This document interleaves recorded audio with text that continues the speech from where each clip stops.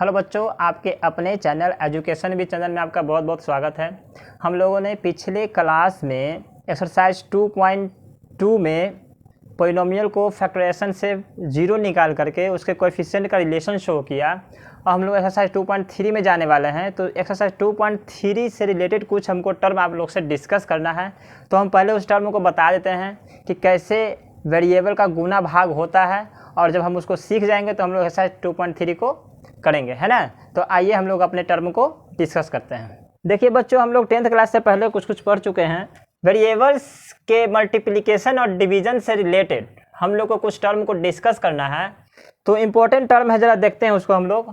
ठीक है, सबसे पहले बात कि अगर कोई वेरिएबल है मेरे पास, जैसे कि मेरे पास कोई वेरिएबल x है, ठीक है, और इसका कुछ पावर है, तो ये जो नीचे वाला होता है उसको आप बेस कहते हैं, है ना, आधार कहते हैं हिंदी में। और ये जो ऊपर वाला होता है उसको पावर कहते हैं, कभी कभी डिग्री भी कहते हैं, और हिंदी में इसको घात कहते हैं। क्या कहते हैं? घात। अब हम लोग को ध्यान ये देना है कि अगर इसको किसी डिजिट से या किसी और वेरिएबल से गुना करते हैं या भाग करते हैं या जोड़ करते हैं या घटाव करते हैं तो क्या क्या हो सकता है कहानी, जरा देखते हैं हम लोग। देखिए, सबसे पहली बात कि जब हम लोग 8 क्लास में इसके बारे में कुछ पढ़े होंगे तो देखे होंगे कि इसका जोड़ घटाव में कोई टेंशन नहीं होता है। जोड़ घटाव करने के लिए हमको सेम कास्ट का वेरिएबल चाहिए। अगर x का पावर 3 है तो x का पावर 3 रहेगा, तभी आप जोड़ सकते हैं या घटा सकते हैं। x का पावर 3 में हमको अगर जोड़ना है 2y²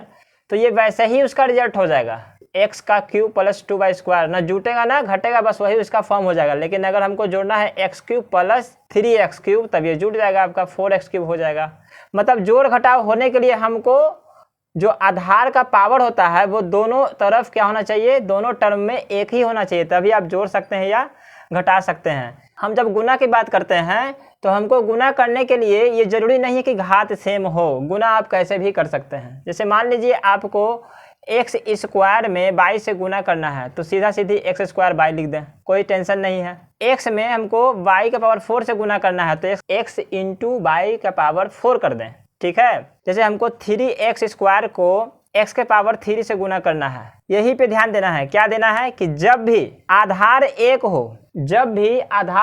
हो वेरिएबल का, जैसे यहाँ भी आधार x है, यहाँ भी आधार x है, पावर क्या है वो हम बात करेंगे। आधार पहले क्या होना चाहिए, सेम होना चाहिए, और दोनों वेरिएबल गुना में हो, तो दोनों का पावर क्या हो जाएगा, जुट जाएगा, और आगे में कोएफिशिएंट का जो नंबर होगा आपस में गुना हो जाएगा। जैसे यहाँ पे 3 है कोएफिशिएंट, यहाँ पे कुछ नहीं तो 1 है, तो 3 बन जा 3, और यहाँ पे x का पावर 2 है, यहाँ x का पावर 3 है। तो चूंकि आधार है और गुना में है, तो जब आधार एक ही होता है तो वेरिएबल का पावर क्या होता है, आपस में जुट जाता है, नहीं कि x का पावर 3 और 2 5। ये ध्यान रखना है। और एक दो एग्जाम्पल ले लेते हैं।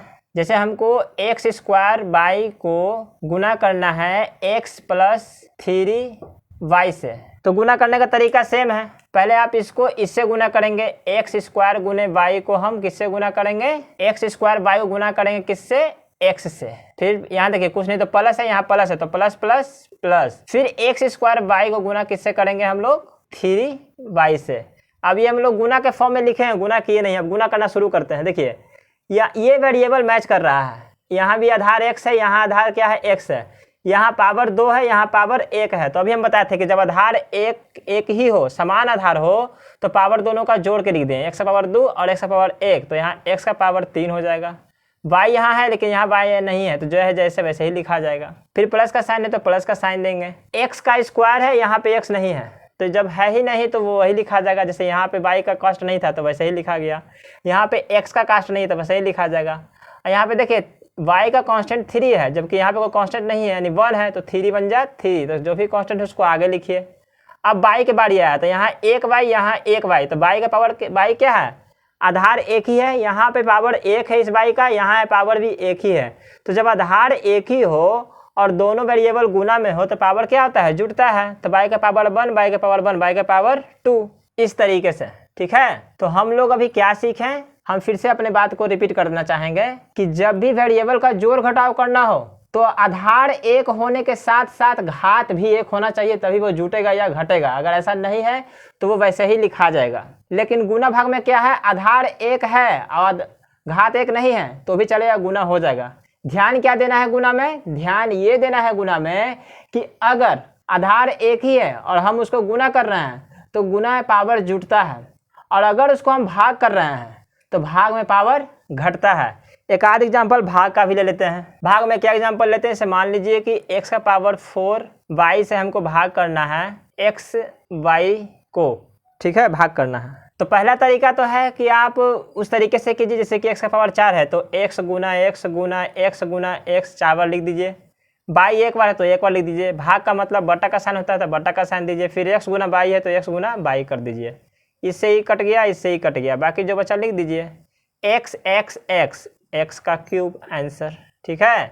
दूसरा तरीका क्या है वो देखिए, ये तरीका काम करेगा। आपको इसी तरीके का यूज करना जो अभी हम बता रहे हैं। क्या ध्यान देना है कि पहले आप देखिए कि आधार एक किसका किसका है। तो यहाँ पे देखिए x का पावर 4 है, x का पावर 1 है, ये दोनों का आधार एक ही है। तो जब आधार एक ही हो तो हम क्या होता है, अगर गुना में है तो दोनों का पावर क्या हो जाएगा, जुड़ जाएगा। लेकिन अगर भागा में है तो पावर क्या हो जाएगा, घट जाएगा। जैसे कि x का पावर 4 है, यहाँ x का पावर 3 है तो इसका x का पावर क्या हो जाएगा, 4 में से 1 गया तो 3। अब गुना है बाय भी है, इसका भी काम कर लेते हैं। यहाँ बाय का पावर क्या है, 1 है, यहाँ बाय का पावर क्या है, 1 है। अब सुनिए, जब आधार एक ही हो तो पावर क्या होता है, भागा में घटता है। तो बाय का पावर क्या है, 1 यहाँ भी 1 यहाँ भी है, तो बाय का पावर क्या हो जाएगा, 1 में से 1 जाएगा तो 0 नहीं। तो x गुने अब बाय का पावर 0 यानी कि क्या, 1, यानी कि x क्यूब। किसी भी नंबर रहे, डिजिट रहे, वेरिएबल रहे या कांस्टेंट रहे, अगर उसका पावर 0 होता है तो वो पूरा रिजल्ट क्या करता है, 1 करता है। याद रखिएगा, कोई भी नंबर है, कितना ही बड़ा है, अगर उसका पावर 0 होगा तो वो रिजल्ट क्या कर देगा, 1 कर देगा।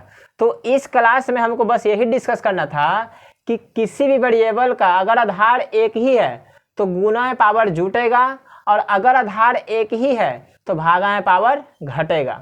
गुना कैसे होता है, भाग कैसे होता है, जोड़ कैसे होता है, घटाव कैसे होता है, हम आज सब डिस्कस कर दिए, ठीक है। अब आपका ये जो वीडियो है एक्सरसाइज 2.3 को सॉल्व करने में हेल्प करेगा। Thank you.